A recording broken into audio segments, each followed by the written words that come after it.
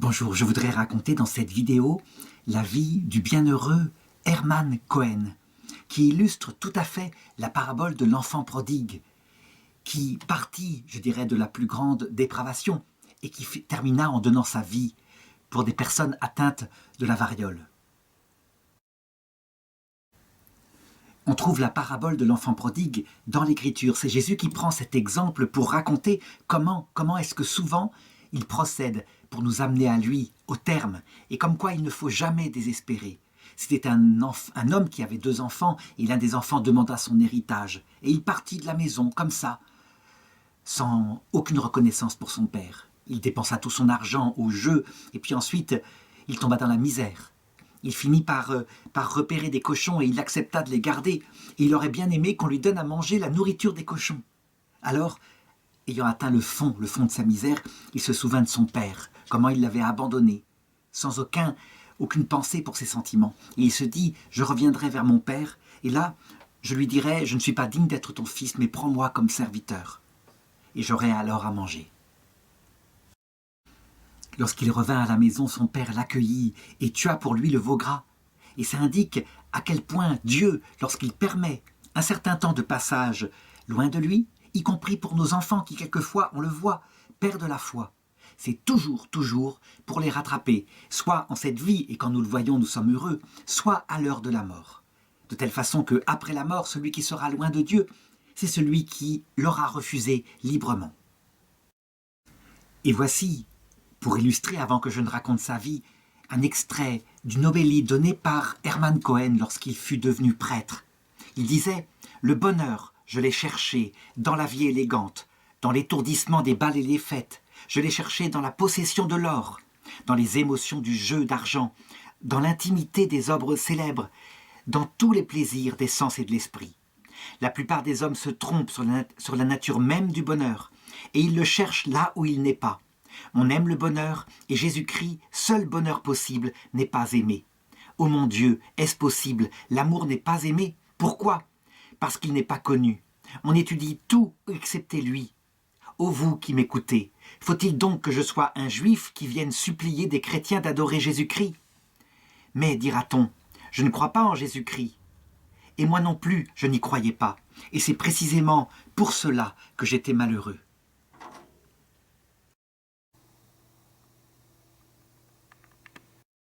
Alors, qui est cet enfant, Hermann Cohen, qui naît le 10 novembre 1820 à Hambourg? C'est donc un juif allemand. Sa famille est pratiquante, mais je dirais peu croyante. Son père est un financier juif, il a beaucoup d'argent, et sa mère, eh bien, elle s'occupe des 4 enfants qui sont à la maison, et elle s'efforce de leur apporter la meilleure éducation, avec évidemment un judaïsme libéral, donc très ouvert, très tolérant, et on cherche à s'intégrer dans l'Allemagne de cette époque-là. Une des choses qu'elle tient à donner ses enfants, c'est une connaissance, une culture qui soit éclectique, et en particulier, elle fait découvrir au petit Hermann, à 4 ans, le piano. Or, il se montre doué. Ça veut dire que de ses petites mains qu'on pose sur le clavier, il ne sort pas, je dirais, des sons informes, il sort très vite des sons extrêmement bien formés, puis des harmonies, puis il sait reproduire des morceaux. On a affaire à un prodige de la musique. Et les parents sont stupéfaits par cette qualité. Ils se souviennent de ce qui s'est passé, par exemple, pour des musiciens comme Mozart. Alors, ils consentent à lui donner des cours de musique. Et à 7 ans, il commence à donner ses premiers concerts. Les gens sont en admiration, évidemment, devant un enfant si petit qui joue déjà si bien. Et ses parents l'emmènent de temps en temps à la synagogue. Mais c'est une synagogue un peu sécularisée. On peut dire, comme je l'ai dit, c'est libéral. Et lui, il ne se sent pas à l'aise là-dedans, ça ne lui apporte rien. C'est comme s'il y avait en lui une espèce de sens de l'absolu. Alors, eh bien, il préfère le judaïsme plus traditionnel, un judaïsme où des rituels mystérieux lui font penser qu'il y a quelque chose de sacré quelque part. En tout cas, il y a dans son âme un appel à quelque chose d'autre. Personne, évidemment, ne saura le remplir, ce désir d'absolu de la présence de Dieu. Alors, je dirais, il entre au collège, et puis ses bonnes dispositions de l'enfance s'oublient. Il travaille bien à l'école, évidemment. C'est un collège protestant. On se moque un petit peu de lui au début, mais finalement, il est tellement doué qu'il devient très vite le premier de la classe. Mais au-delà de ses talents pour ce qui est de l'étude, eh bien, la richesse principale, ça reste pour lui la musique. Pourquoi? Parce que non seulement il est virtuose, c'est-à-dire qu'il joue très très précisément, mais il aimait son âme. Et sans doute est-ce lié aussi à cette aspiration dont je parlais, cette aspiration d'absolu. On peut être un très bon technicien, mais si une âme cherche quelque chose et que cette âme passe à travers la musique, le piano produit des sons que les autres ne produisent pas.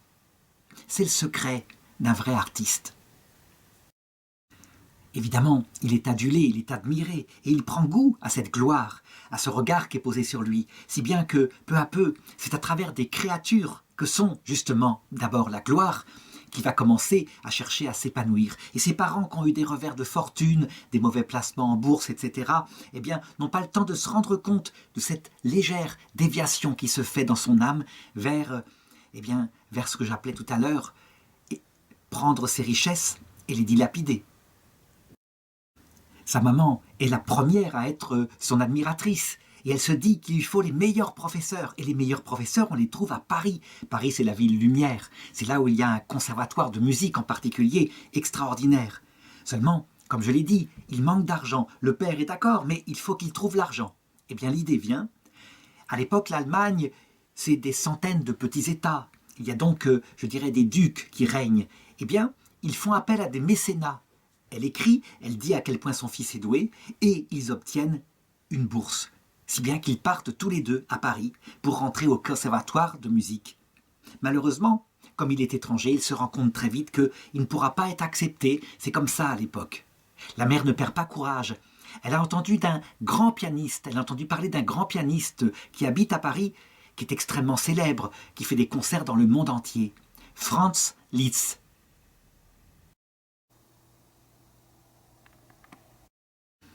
Donc on prend rendez-vous avec Franz Liszt, et au début il ne veut pas le prendre. Il a déjà tellement d'élèves, tellement d'occupations. Et puis il a une vie privée agitée. Finalement, il accepte de l'entendre.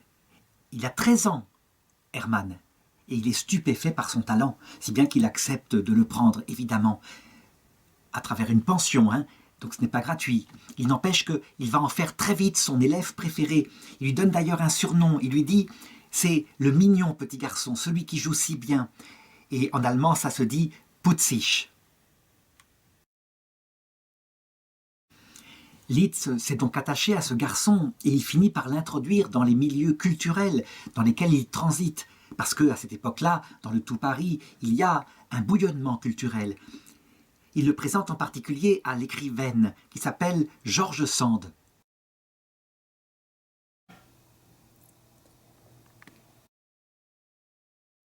Qui est une femme libérée, on pourrait dire, c'est comme cela, et qui porte des vêtements d'homme, et aussi à l'abbé de Lamennais.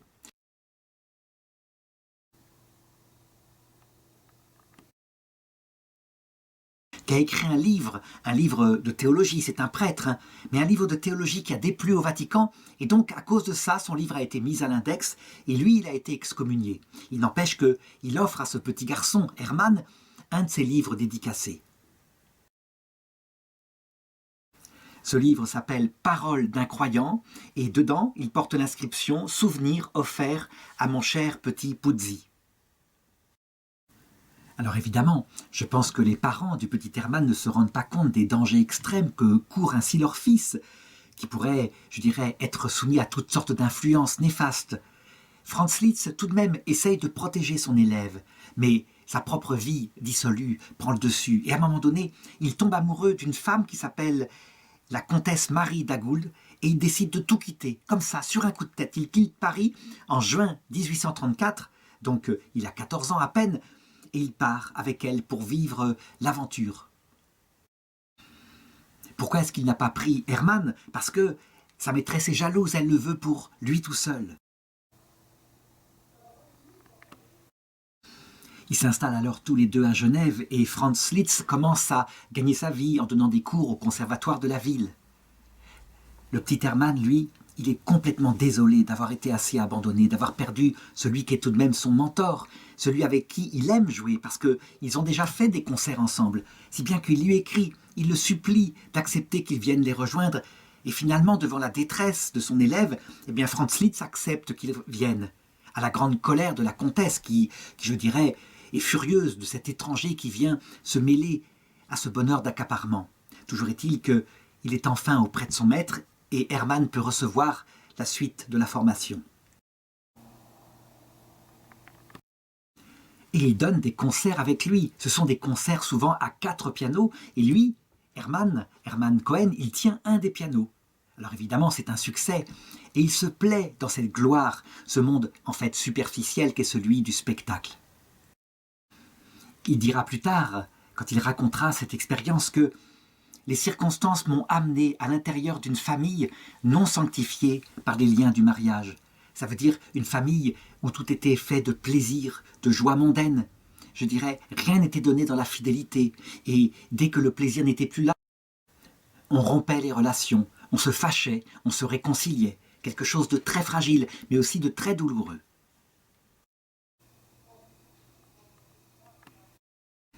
Qu'en est-il de la vie intérieure du petit Hermann à cette période-là? Eh bien, je dirais que elle est presque disparue. Je ne veux pas dire qu'elle est éteinte. Au contraire, il y a toujours ce sentiment d'absolu. Par exemple, quand à un moment donné, eh bien, il entend Liszt improviser sur le Dies Irae du Requiem de Mozart. Eh bien, il est profondément touché. Il y a en lui ce sens du sacré, ce sens de la beauté. Mais il n'y a rien à faire. C'est une vie dissolue, c'est une vie superficielle, et on peut dire qu'il remplit son cœur des créatures, sans se rendre compte encore, il est trop jeune, que son cœur est vide. Alors qu'il a 16 ans, eh bien, Liszt ramène Hermann à Paris, avec toute la bande d'amis qui sont avec eux.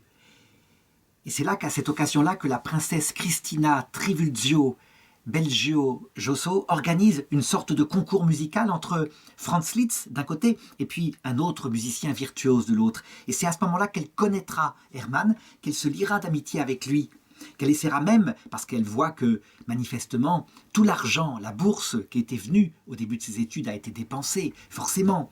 Il est parti, il n'a aucune notion de la gestion de l'argent. Eh bien, elle essaiera d'organiser pour lui un concert payant pour qu'il puisse se renflouer.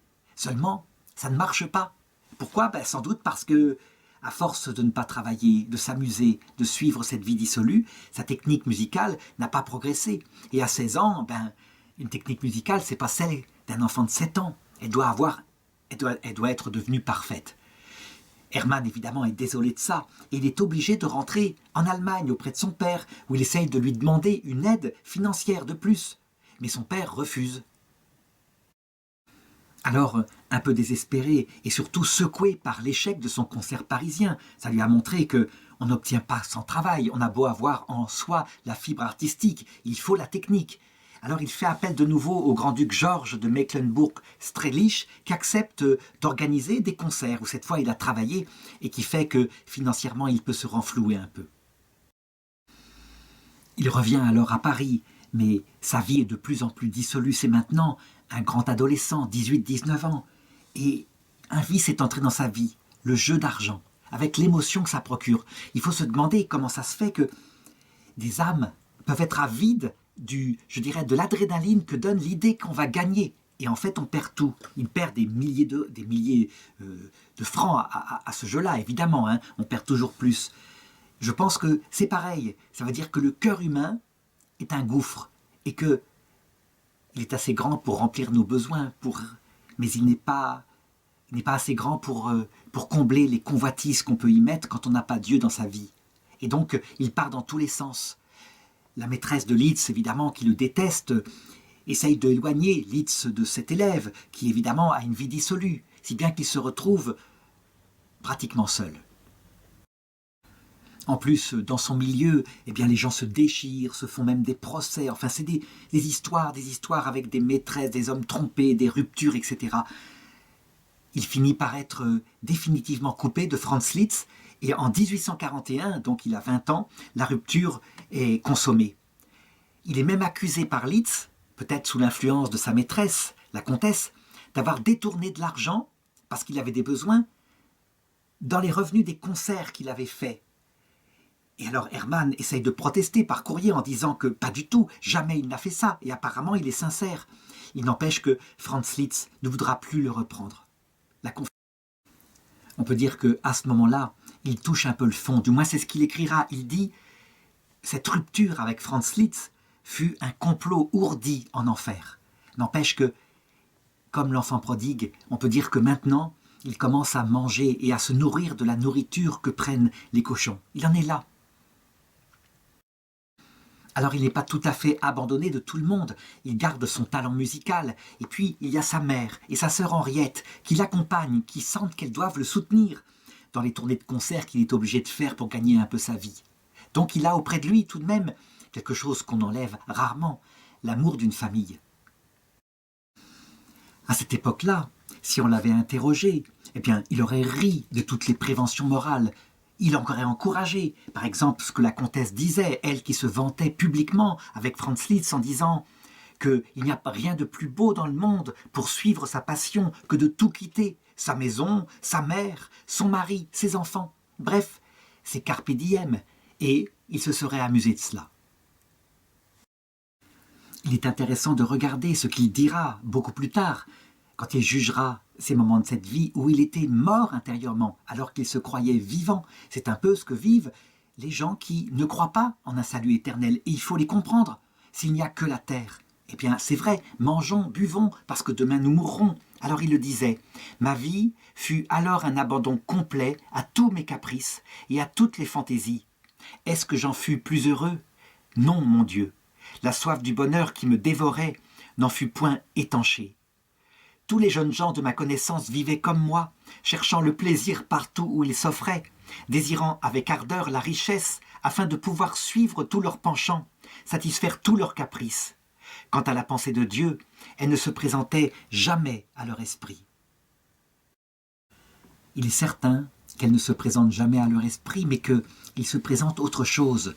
Et quand on arrive à discuter profondément avec les personnes qui vivent ainsi, ils le décrivent.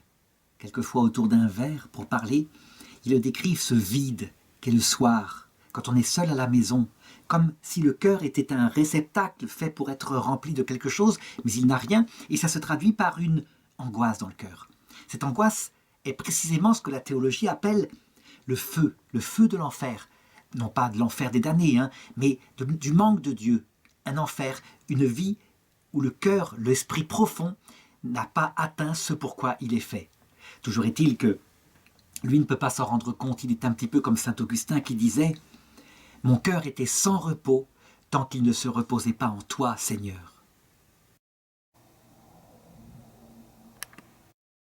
En 1846, il s'installe à Paris et il prolonge sa vie délurée. C'est là que arrive dans sa vie quelque chose qui aurait peut-être pu le remettre sur le cap. Il tombe amoureux. C'est une jeune fille magnifique. Elle est très connue, elle s'appelle Céleste Mogador, et comme lui, elle partage ce goût immodéré pour la musique. C'est sans doute ce qui les a rapprochés. Et alors naît une grande passion, une passion d'autant plus intense qu'elle va être peu durable. Est-ce que c'est son premier sentiment très fort? Toujours est-il que la rupture se fait, et la rupture se fait de son fait à lui. Elle est belle, elle est charmante, ils partagent des goûts communs, mais il n'y a rien à faire. Il découvre vite ses limites. C'est comme si quelque chose en lui aspirait à quelque chose de plus grand. Alors il s'en va. Et il retourne dans sa vie mondaine, sa vie parisienne. Saint-Germain-en-Laye, évidemment. Saint-Germain à Paris. Saint-Germain-des-Prés l'accueille, en fait un petit peu le roi des artistes de cette époque-là. Et alors, il se donne à tous les vices en croyant trouver le bonheur. Et il raconte « Je n'avais pas le temps d'y réfléchir, mais pourtant, en réalité, j'étais toujours inquiet. » Alors il se fait esclave de ses passions mauvaises. Et il raconte plus tard « Oh, l'horrible esclavage! Moi aussi je l'ai éprouvé. J'étais bâillonné, enchaîné par ces fers de forçat. Je comprenais qu'il fallait rompre ces fers, mais je ne pouvais pas. » Voilà. Quand un homme ou une femme en est rendu là, on peut dire que tout est mûr pour que l'Esprit Saint surgisse. Et si par hasard l'Esprit Saint ne venait pas, on peut dire qu'un homme comme ça peut aller jusqu'à la destruction de lui-même. L'Esprit Saint surgira toujours, mais parfois, ça se fait à l'heure de la mort, et pas tellement en cette vie, pour Hermann Cohen. Ça va se faire en cette vie, et voilà ce qui va provoquer son retour, enfin sa découverte de la foi. Nous sommes en 1847, il a 26 ans, et c'est une occasion absolument sans rapport qui permet cela. Le prince de la Moscova le prie de bien vouloir le remplacer à la tête d'un chœur d'amateurs pour les solennités du mois de Marie en l'église Sainte-Valère. Alors, il est flatté et il accepte. Il dit « J'acceptais uniquement inspiré par l'amour de l'art musical et la satisfaction de rendre un bon office. Quand le moment de la bénédiction du Saint-Sacrement fut arrivé, je ressentis un trouble indéfinissable. Je fus, sans que ma volonté y soit pour rien, entraîné à me courber vers la terre. C'était incroyable, il y avait une présence, c'était inexprimable. Quelque chose, quelqu'un était là. »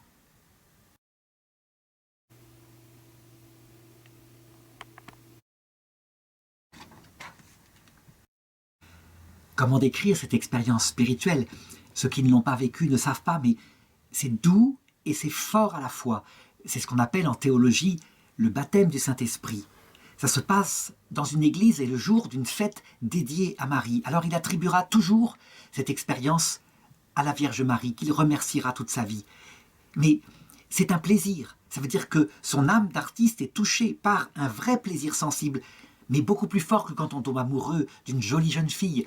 Parce que tout d'un coup, c'est comme si une porte s'ouvrait vers l'éternité. Il y a quelqu'un, il y a quelque chose. La vie n'est pas que passagère. Alors, qu'est-ce qu'il fait? Il revient le vendredi suivant. Il veut voir ce qui s'est passé. Est-ce que c'est un effet de sa psychologie ou est-ce que c'est autre chose? Et donc, il assiste à l'adoration du Saint-Sacrement. C'est une messe à Ems, et à ce moment-là, il ne peut pas retenir ses larmes. Il le racontera. Spontanément, comme par intuition, je me mis à faire à Dieu une confession générale de toutes les énormes fautes commises depuis mon enfance. Je les voyais là, étalées devant moi, par milliers, hideuses, repoussantes. Et cependant, en même temps qu'il a ce repentir brûlant et que les larmes coulent sur son visage, cependant je sentis aussi un calme inconnu qui vint répandre son baume sur mon âme, que le Dieu de miséricorde me les pardonnait, qu'il aurait pitié de ma sincère contrition, de ma douleur amère.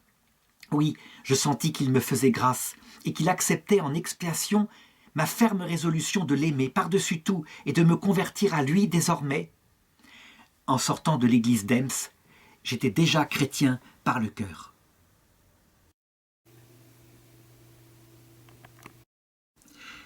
Souvent, il arrive que, alors que l'Église connaît des crises, et là, en l'occurrence, en ces années-là, l'Église était plutôt dans un moment de renouveau. Mais quand l'Église connaît des crises, on croit qu'elle est mourante. Et souvent, le monde prophétise que le catholicisme est fini. Mais c'est que le monde oublie quelque chose qui est particulier à l'Église du Christ. Ça veut dire qu'une personne vient et donne la foi à qui il veut, quand il veut. Il ne la donne pas forcément tout de suite, parce qu'il veut laisser la personne toucher le fond de sa misère. Mais il la donne toujours, dira le Concile Vatican II en Gaudium et Spes 22.5, par un moyen connu de lui, qui peut varier, soit en cette vie, soit à l'heure de la mort. L'essentiel, c'est que si l'Église, quand arrivent ces gens profondément touchés par une expérience mystique qui fait qu'ils ont la foi n'est pas un effort intellectuel. On ne peut pas se forcer à croire en des choses aussi verticales que le Christ né d'une vierge il y a 2000 ans et qui serait le Dieu créateur du monde fait homme. Non, il faut que le Christ lui-même vienne le prouver à l'âme. Et alors, l'Église, quand elle voit arriver des jeunes comme ça ou des personnes converties, elle a le temps, elle met souvent 2 ans à communiquer le baptême d'eau parce que le baptême est déjà là. L'Esprit Saint est venu dans le cœur, il n'a pas attendu le baptême d'eau. Donc l'âme n'est plus en danger de mort. N'empêche que Hermann ne connaît pas de prêtre. Elle se demande à qui il doit s'adresser. Et puis, il a, parce que c'est comme ça dans les milieux artistiques déjà à l'époque, il a une idée préconçue des prêtres qui sont des gens sectaires, avec un rigorisme absolu, prêts à excommunier dès qu'ils voient un péché. Donc c'est impossible. Alors il se tourne vers un prêtre qu'il connaît, un prêtre très ouvert, pense-t-il, l'abbé Lamennais. Et l'abbé Lamennais ne sait pas quoi faire, alors il a l'idée de le diriger vers un prêtre qu'il connaît, qui est aussi un juif converti, le père Théodore Ratisbonne, qui a eu une conversion qui ressemble un peu à celle-là, brutale, violente, et qui aura un très grand rôle dans l'Église pour prêcher le Christ à ses frères juifs. Et le père Lamennais lui-même le dirige vers un prêtre, l'abbé Legendre, par contre, qui va le former dans la foi catholique.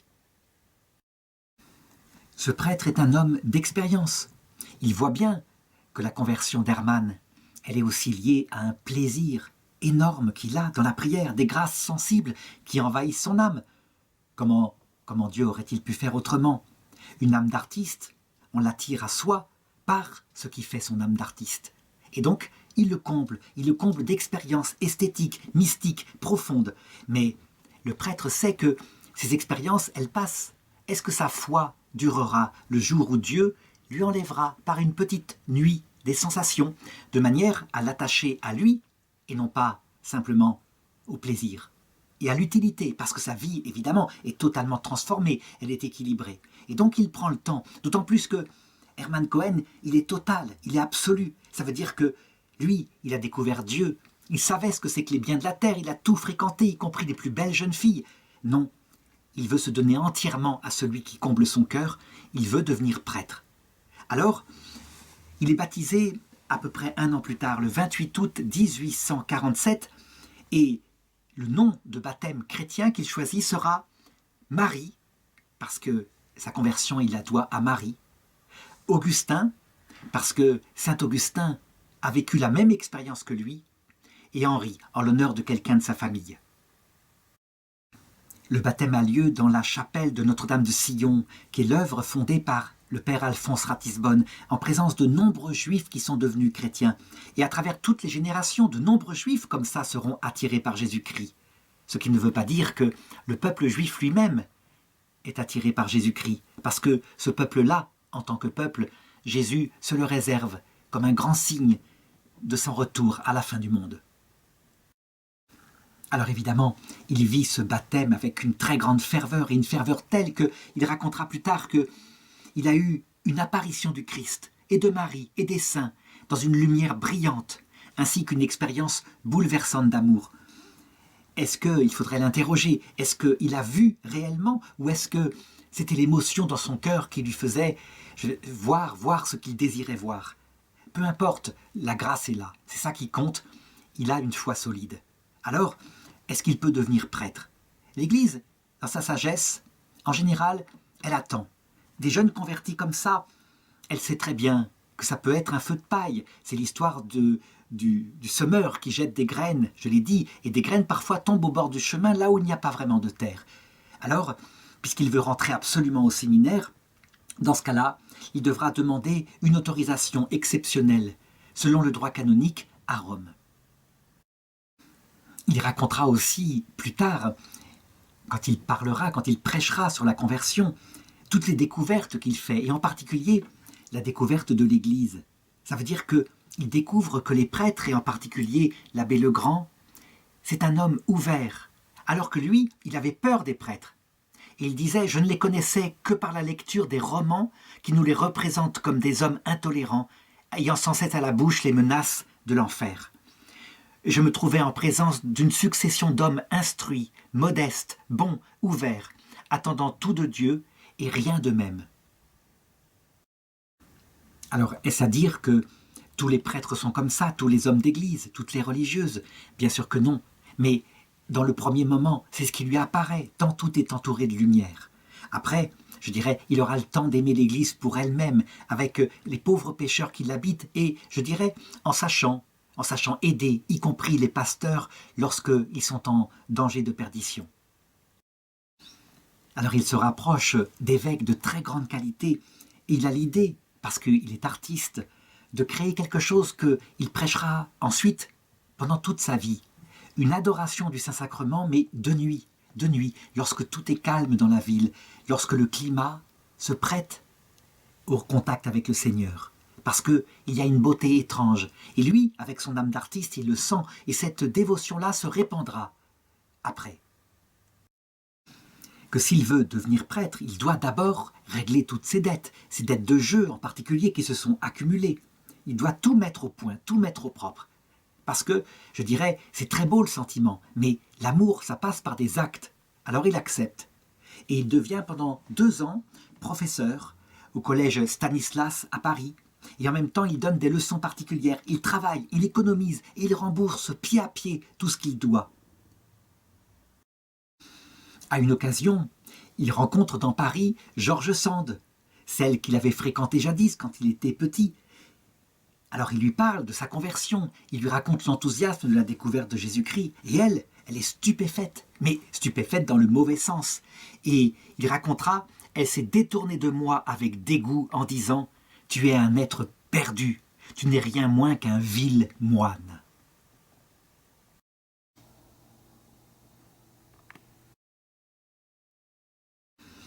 Des âmes comme George Sand qui sont librement adonnées au plaisir ne sont pas perdues, pas forcément. Je veux dire que Dieu a bien d'autres moyens pour les remettre face à l'essentiel, et en particulier une chose auquel on ne pense pas, le temps et la vieillesse. Et la vieillesse, pour une femme comme elle, eh bien, c'est une épreuve qui peut véritablement la tourner vers Dieu, exactement comme ça a été le cas pour l'âme d'Hermann Cohen, qui elle est une âme d'artiste. Toujours est-il qu'il a bien entendu sa parole, effectivement, il est sans doute fait pour être moine, alors il cherche, et il pense d'abord à l'abbaye de Solesmes. C'est dans la Sarthe, c'est une abbaye bénédictine qui a été refondée après la Révolution française par Don Guéranger.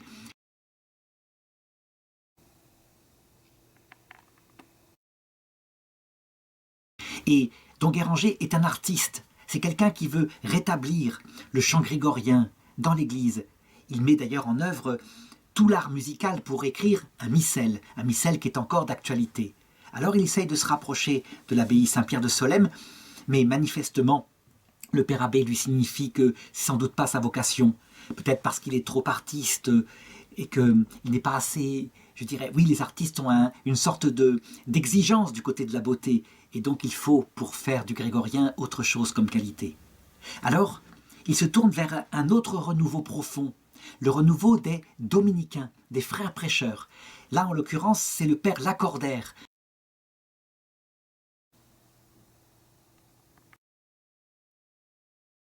qui a eu l'idée de recréer les dominicains en France, eux qui avaient été détruits par la Révolution française. Alors, c'est quelque chose qui est beaucoup plus adonné à l'étude, en particulier à travers de grands théologiens comme saint Thomas d'Aquin. Lacordaire accepte de le recevoir et se rend compte des qualités de son âme, mais ces qualités de son âme sont moins intellectuelles que mystiques. C'est un homme de la mystique. Alors, il l'oriente, il lui dit « Allez voir du côté de Sainte Thérèse d'Avila et de Saint Jean de la Croix. Je crois que c'est ce qui correspondra à l'appel de Dieu pour vous. » Il s'agit des Carmes déchaussés. C'est un ordre monastique qui était décadent, qui date de bien bien longtemps, du Moyen-Âge, mais qui a été réformé profondément par Sainte Thérèse d'Avila. Et Sainte Thérèse d'Avila est docteur de l'Église avec Saint Jean de la Croix parce qu'ils savent exprimer en termes précis de théologiens le chemin de l'âme mystique qui se tourne vers Dieu à travers diverses épreuves. Alors, il va voir, et ça lui correspond effectivement, et il décide de demander, et il obtient de Rome la permission d'entrer au Carmel.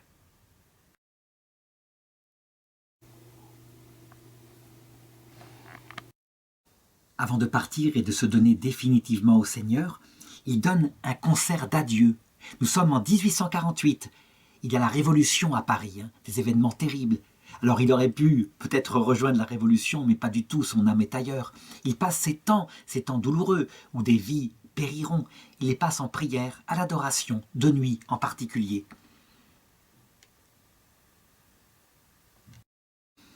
Et c'est le 16 juillet 1849 que, enfin, il donne ses adieux à sa famille, qui est content de son cheminement, parce qu'elle voit comment il va bien. Et il se rend au Carmel d'Agen, puis ensuite à celui de Brousset, qui est près de Bordeaux, et où a lieu le noviciat. Et 1 mois après, il écrit à sa mère pour lui raconter un peu ce qu'il vit. Il lui dit ceci: « L'ordre religieux dans lequel je suis entré a pris naissance parmi les Juifs, 930 ans avant Jésus-Christ. C'est le prophète Élie de l'Ancien Testament qui l'a fondé sur le mont Carmel en Palestine. C'est un ordre de vrais Juifs, des enfants, des prophètes qui attendaient le Messie, qui ont cru en lui quand il est venu. Ils se sont perpétués jusqu'à nos jours, vivant de la même manière, avec les mêmes privations du corps et les mêmes jouissances de l'esprit qu'il y a 2800 ans environ. Ils portent encore aujourd'hui le nom d'ordre du Mont Carmel. Parmi ces religieux, on distingue ceux issus de la réforme de Sainte Thérèse d'Avila et de Saint Jean de la Croix, qui sont appelés les Carmes déchaussés. C'est à cette branche que j'appartiens. Pourquoi pratiquer cette vie? Pour imiter la vie de Jésus-Christ, celle qu'il a menée quand il est venu sauver les hommes par les souffrances, l'obéissance, les humiliations, la pauvreté, la croix. Voilà la vie que j'ai choisie. Et ses supérieurs l'observent, et ils voient que, quand il affronte à un moment donné, après les premiers moments de joie, de lumière, les nuits, ils observent que sa vocation est réelle. Il n'aime pas tant le plaisir que le Seigneur. Il tient bon paisiblement dans cet amour unique qui a rempli sa vie. Alors, les choses vont aller très vite. Il a exactement 28 ans quand il prend l'habit sous le nom de frère Augustin Marie du Très Saint-Sacrement. Donc, on y voit de nouveau, comme son nom de baptême, il y a les 3 choses qui l'ont converti. Saint Augustin, qui a vécu la même expérience que lui, la Vierge Marie, dans l'église de laquelle il a été attiré, et le Très Saint-Sacrement, par qui la grâce est venue en lui. À cette époque-là, les choses peuvent aller beaucoup plus vite que maintenant, où maintenant on demande au minimum 3 années de vœux simples, etc. Lui, carrément 1 an plus tard, il fait sa profession, le 7 octobre 1850. Ensuite, il part étudier la théologie, et c'est pas un gros problème pour lui, parce qu'il faut se souvenir qu'il a arrêté l'école à 10 ans, puisqu'il s'est adonné à l'art. Résultat, il obtient certaines dispenses pour certains cours, et on le mène au principal, si bien qu'il est ordonné prêtre le 19 avril 1851. Il a donc 30 ans. Quand on se penche sur les documents de ceux qui l'ont bien connu dans ce noviciat, et puis pendant les études, eh bien on constate qu'il doit se bagarrer contre des défauts. Parce qu'attention, Hermann Cohen, il vient du monde du péché. Et donc il a forcément des addictions. L'une des choses les plus dures, c'est de se passer de la cigarette, et de se passer du café. Il avait pris là-dessus des mauvaises habitudes. Et dans un vœu de pauvreté, non, il n'y en a pas. D'autre part, il avait un caractère assez moqueur. Il savait envoyer comme ça des piques. Il doit se passer de cela. C'est des luttes intenses. D'autant plus que le vice, ça veut dire le péché capital, trace des sillons dans l'âme. Et si on n'y prend pas garde, ils peuvent revenir, surtout dans les moments où la ferveur du début, où tout est facile, dans les moments où cette ferveur est passée. Eh bien, cette lutte qu'il a, personne ne s'en rend compte. Il est joyeux, il est paisible, très doux de l'extérieur. Seul son père spirituel le sait.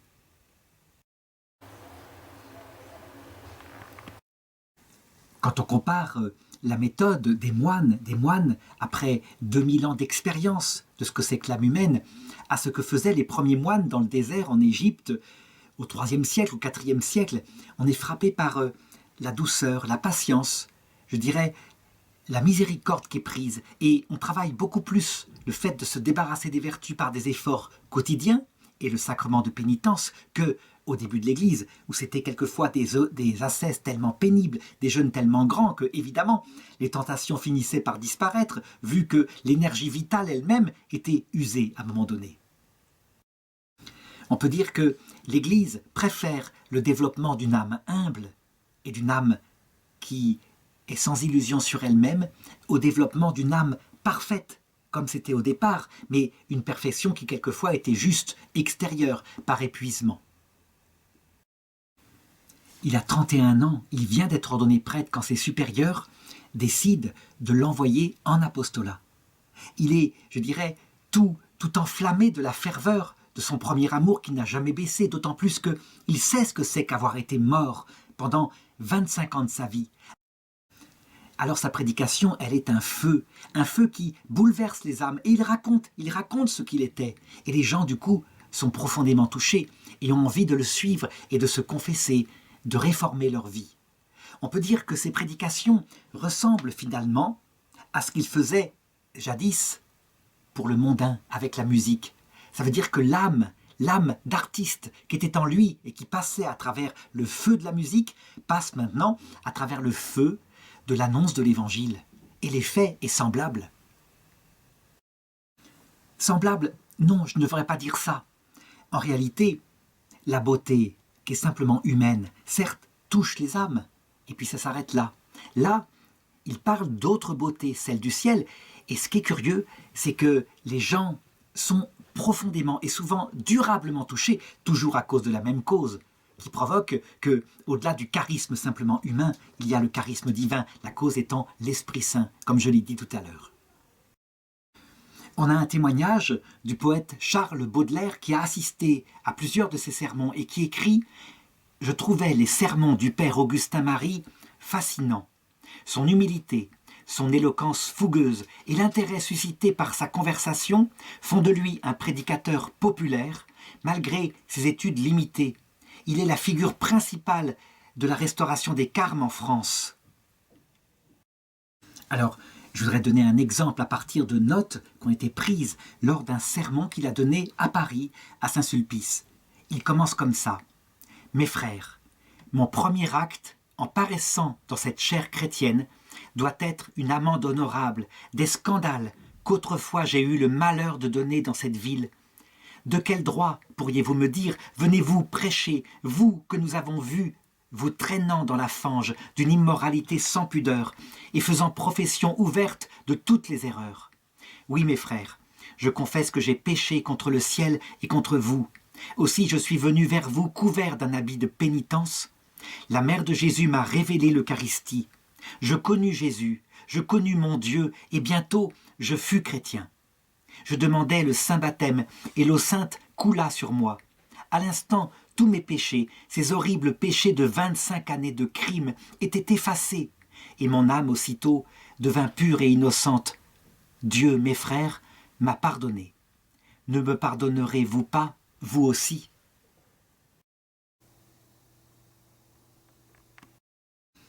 Sa vie, sa spiritualité est certes centrée sur l'Eucharistie, mais je dirais sur l'action de grâce, le remerciement à Jésus-Christ pour ce qu'il a fait et pour son Eucharistie. Il travaille ça le travaille. Il se dit, est-ce qu'il ne faudrait pas faire quelque chose pour qu'on puisse louer Dieu pour les merveilles qu'il a faites. Et il le dit un jour, il passe à Ars et il s'en ouvre au curé d'Ars, le futur Saint Jean-Marie Vianney. Il lui dit ceci, « Monsieur l'abbé, n'avez-vous pas remarqué qu'on est bien plus occupé de demander au Seigneur des bienfaits, des grâces nouvelles, que de le remercier pour tout ce qu'on a déjà reçu de lui ?» Et le curé d'Ars lui répond, « Oui, je le constate. Nous ressemblons aux lépreux qui s'en vont guéris et sans dire merci. » Alors, le père Augustin Marie ajoute, « Est-ce qu'on ne pourrait pas fonder une œuvre qui aurait pour but de rendre grâce à Dieu, de rendre à Dieu d'incessantes actions de grâce pour le torrent de bienfaits qu'il verse sur le monde ?» Et le curé d'Ars l'encourage et lui dit, « Oui, vous avez raison, faites cela, Dieu vous bénira. » Dans un sermon, il développe la manière dont il voit l'action de grâce, la manière dont elle peut se développer en nous, et il le dit selon 3 degrés de perfection. La première, dit-il, c'est dans la pensée. D'abord dans la pensée, ça veut dire quand on réfléchit, quand on pense, quand on se souvient des bienfaits que Dieu a fait pour nous, alors notre âme est dans l'action de grâce. Et c'est de cette source-là que naîtra le reste. Ensuite, il dit, le second degré, c'est dans l'action extérieure. Ça consiste à louer, à exalter, à célébrer pour les biens reçus. Et là, il indique toutes les façons qu'il y a de louer. La prière, le psautier, le chant du Te Deum, la musique, toutes sortes de choses qui vont vers Dieu, qui rendent à Dieu l'action de grâce. Mais alors, il y a au-dessus de tout, dit-il, un degré supérieur à tous, d'action de grâce. C'est l'Eucharistie. C'est de rendre à Dieu en remerciement pour ce qu'il a fait en nous sauvant. L'Eucharistie étant le mémorial de ce qu'il a fait à la croix. Et il le dit, c'est par la divine Eucharistie et par elle seule que nous pourrons dignement nous acquitter de notre dette de gratitude envers Dieu. C'est le degré suprême de l'action de grâce. Ô mon Dieu, quand je vous offre cette hostie de louange et d'amour, vous faites entendre encore cette voix paternelle du haut des cieux qui descendit sur Jésus. Celui-ci est mon fils bien-aimé, en qui je mets toutes mes complaisances. Alors il fait ce qu'il avait l'intuition, ce qu'il avait dit au curé d'Ars, et donc en 1859, il fonde une œuvre consacrée à l'action de grâce à Dieu. Elle ne sert qu'à cela, remercier Dieu au nom du monde, au nom de ceux qui ne remercient pas assez. Et le pape Pie IX bénit cette fondation, et donc elle se développe. Alors évidemment, cet apostolat, c'est véritablement, je dirais, comme le cadeau qu'il fait à ses frères après avoir reçu tant de Dieu. Mais son âme en elle-même, son âme, elle aspire à la vie mystique, à la contemplation, à l'intériorité. C'est d'ailleurs pour ça qu'il est rentré au Carmel. Et donc, il en parle à ses supérieurs qui, je dirais, qui acceptent l'initiative qu'il prend. En effet, lors d'un voyage dans le sud de la France, du côté de Lourdes, il a trouvé, dans une petite ville appelée Tarastex, à 20 km de Lourdes, un terrain très beau, très bien situé, un terrain qu'il achète.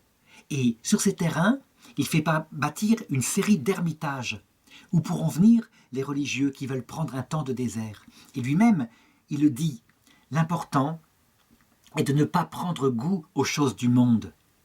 Il le sait, ses prédications qui ont tant de succès, c'est un peu comme les concerts, il pourrait y retrouver le goût de la gloire. Non, et c'est précisément l'effet de l'oraison quotidienne de nous désabuser sur l'agrément de toutes ces choses et d'exciter en nous le désir de Jésus seul.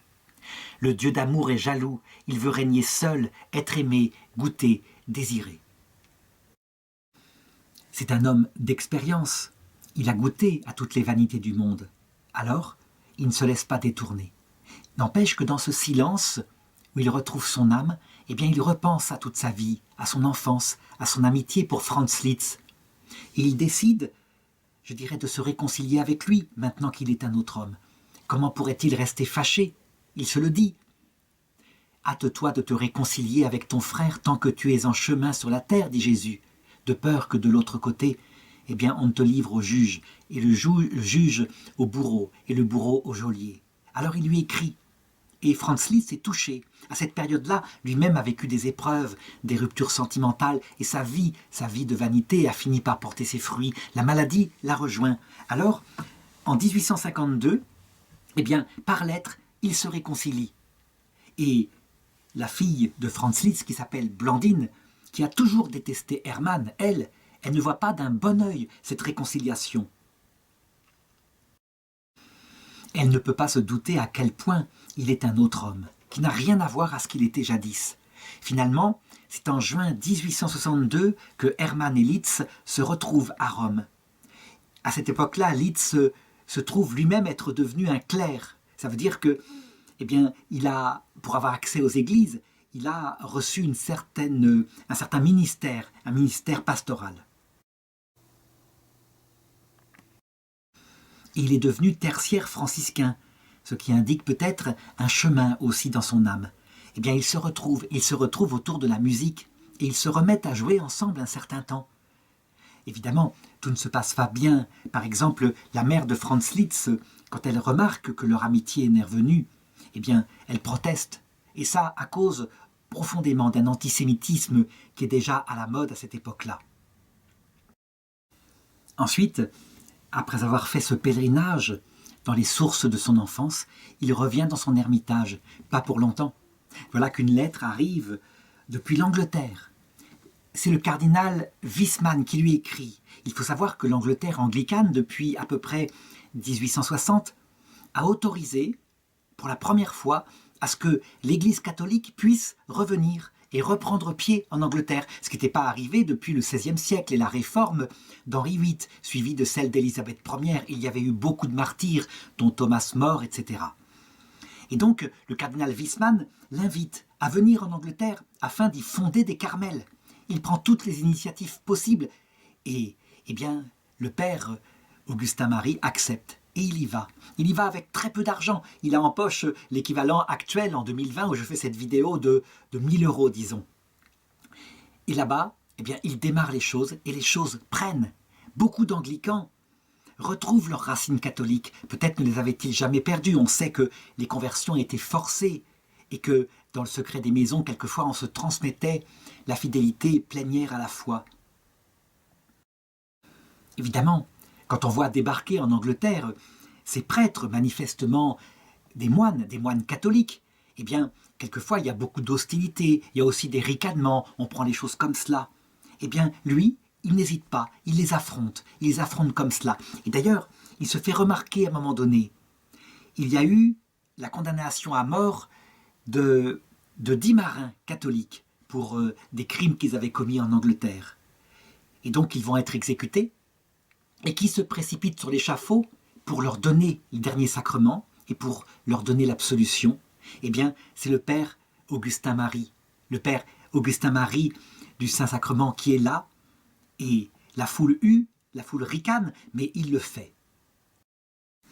Et la Racine prend en 1863 pour la première fois depuis 3 siècles, le premier novice anglais entre au noviciat d'un des Carmels qui vient de fonder en Angleterre. En septembre 1864, 2 ans environ après l'arrivée du père Augustin Marie en Angleterre, 7 maisons d'adoration y sont en pleine activité, dont 2 à Londres. 3 ans après, en 1867, on peut dire que la Racine a pris, et lui, il peut retourner dans son cher ermitage, là où il retrouvera le Seigneur et le silence. À cette époque-là, donc il a 46 ans, il constate que sa vue commence à baisser. Il va voir le médecin et on lui diagnostique un glaucome, ça veut dire une surpression dans l'œil qui est très dangereuse, qui peut faire perdre la vue, et on lui conseille une petite opération. Lui, il préfère faire confiance à Dieu, et il part immédiatement à Lourdes, et il trempe, on peut dire, il fait baigner ses yeux dans l'eau miraculeuse de l'apparition, et aussitôt, eh bien, tout le problème disparaît, il est guéri. Il est le premier juif qui a été miraculé à Lourdes. Alors il retourne ensuite dans son ermitage, et pas pour longtemps, parce que, encore une fois, le supérieur des Carmes l'appelle, et cette fois, c'est pour s'occuper des novices, pour devenir aussi son conseiller. Et il accepte dans l'obéissance, et donc il se rend à Brousset, où se trouve le noviciat des Carmes. Quel changement on voit en lui, à quel point son âme est paisible, calmée, et que l'obéissance, et je dirais le dérangement qu'on fait sans arrêt à ses aspirations de beauté, de silence, eh bien, ne le dérange pas. Il fait simplement la volonté de Dieu.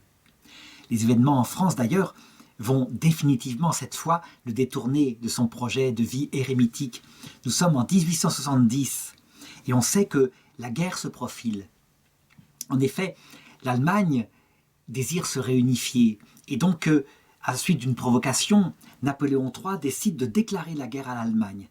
Napoléon III est très fatigué, très malade, il part tout de même à la tête de ses troupes, et c'est une catastrophe. C'est une défaite. Il n'empêche que, avant cette défaite-là, tous les ressortissants allemands, évidemment, sont expulsés de France. Et ça va de soi. Et cette mesure ne s'applique pas au père Hermann, bien qu'on sache qu'il est allemand de nationalité. Cependant, par précaution, et il sait à quel point, je dirais, la haine de l'allemand peut surgir dans cette période de guerre, eh bien, ses supérieurs l'envoient à Genève, où il peut ainsi se réfugier. Et il vit sa vie de carme. Mais il entend très vite parler, après la défaite de Sedan, que de nombreux prisonniers français sont à la prison de Spandau, et c'est une prison terrible. Ils n'ont aucun support spirituel. Et ils sont laissés dans des conditions d'hygiène déplorables, avec des plaies infectées, avec de la dysenterie, etc., avec la variole. Ils sont laissés, je dirais, sans secours. Alors il décide d'y aller. Il décide d'y aller comme prêtre pour leur donner le réconfort de la foi, mais aussi comme infirmier, parce qu'ils en manquent cruellement. Et là, eh bien, il se donne sans limite, de toutes les façons possibles de son ministère. Il nourrit les âmes, il célèbre la messe chaque jour, et quelquefois devant 500 prisonniers. Il nourrit les corps, il essaye de se procurer des colis. On peut dire qu'il crée quelque part ce que la Croix-Rouge fera beaucoup plus tard. Il aide les mourants, il leur parle du ciel, il donne les sacrements, et puis il soigne les plaies physiques, et il n'hésite pas à y mettre les mains. Alors, il donne aussi les sacrements, je l'ai dit, et dont le sacrement de l'extrême onction à des patients qui manifestement sont en fin de vie. À un moment donné, un jour, il soigne quelqu'un qui a la variole, et je dirais, il n'a pas ce que demande l'Église pour mettre les saintes huiles sur les plaies. Eh bien, l'Église demande d'utiliser ce qu'on pourrait appeler une spatule. Il n'en a pas, eh bien tant pis, puisque c'est urgent, il applique lui-même avec ses mains le Saint-Crème sur les plaies, sur les mains, sur les pieds. Et c'est une imprudence, évidemment. 2 mois plus tard, il tombe malade, la variole se déclare en lui. Il est au milieu des prisonniers français, lui-même atteint de la même maladie, qu'il passait des heures à soigner avant de tomber malade. Et les prisonniers sont stupéfaits de ça, eux qui l'ont adopté, qui ont vu son dévouement. Alors on l'entoure, on fait comme on peut. Mais malheureusement, à cette époque-là, la variole est une maladie mortelle. Un prêtre qui était là avec lui et qui s'est occupé de lui racontera de quelle manière il est mort. Il reçoit à son tour les derniers sacrements, puis il chante d'une voix ferme le Te Deum, le Salve Regina. Il récite ensuite le De Profundis. Et il passe une nuit dans la fièvre terrible. Le lendemain, lorsqu'on lui annonce que sa fin est proche, on voit apparaître sur son visage une joie indicible. Il sait qu'il va rencontrer le Seigneur. Dans la soirée du 19 janvier 1871, il se confesse paisiblement et reçoit la Sainte Communion. Et il dit « Maintenant, ô mon Dieu, je remets mon âme entre vos mains. » Et ce sont les dernières paroles. Sa respiration calme se prolonge jusqu'au lendemain matin vers 10 heures, où, pendant que la religieuse qui le veille chante à sa demande le Salve Regina, il expire doucement. Ainsi, ce grand artiste qui, pendant des années, avait réjoui l'Allemagne par sa musique avec Franz Liszt, est amené par la Providence à mourir dans ce qui fut sa patrie, et en s'occupant des Français qui sont sa deuxième patrie. Alors, on décide de l'enterrer là où son corps pourra être honoré, parce que son dévouement est connu de toute l'Allemagne. On l'enterre dans la cathédrale Saint-Edwige de Berlin. Alors, cette cathédrale, est détruite durant la Seconde Guerre mondiale par les bombardements alliés, et en particulier par le bombardement du 2 mars 1943. Sa tombe, elle reste parfaitement intacte. Et alors, on la déplace, on la met dans le jardin du Carmel de Berlin. Ou plutôt dans le jardin qui est à côté de la cathédrale, et ce sont les carmes de Berlin qui l'entretiendront. En 2004, les carmes de la province d'Avignon demandent que son corps puisse être ramené auprès d'eux, là où il a vécu le plus profond de sa vie. Ils font les démarches canoniques pour cela, et c'est accepté à Rome, et c'est aussi accepté à Berlin, si bien que ces restes sont ramenés. Et ils reposent maintenant, depuis le 15 avril 2010, donc dans un tombeau situé à l'entrée de l'église du couvent de Brousset. Que retenir de cette vie? Eh bien, simplement ceci. Il ne faut jamais désespérer du salut de ceux qui nous entourent et qui sont, en apparence, adonnés aux pures joies de ce monde. Le Seigneur a la puissance de faire, quand il le veut, et s'il le veut, des enfants à Abraham, à partir de ces pierres, ça veut dire de ces cœurs adonnés au péché et qui sont comme morts.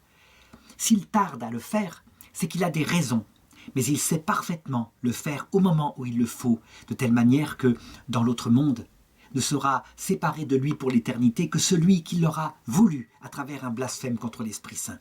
Donc, le bienheureux ou le vénérable père Hermann Cohen, on peut dire que on peut lui confier tous ceux qui, parmi les jeunes hommes qui nous entourent, les jeunes femmes, sont encore dans l'étape où ils mangeaient, on pourrait dire, la nourriture que mangent les cochons, avant que le Seigneur ne vienne le chercher. Il aidera à leur conversion.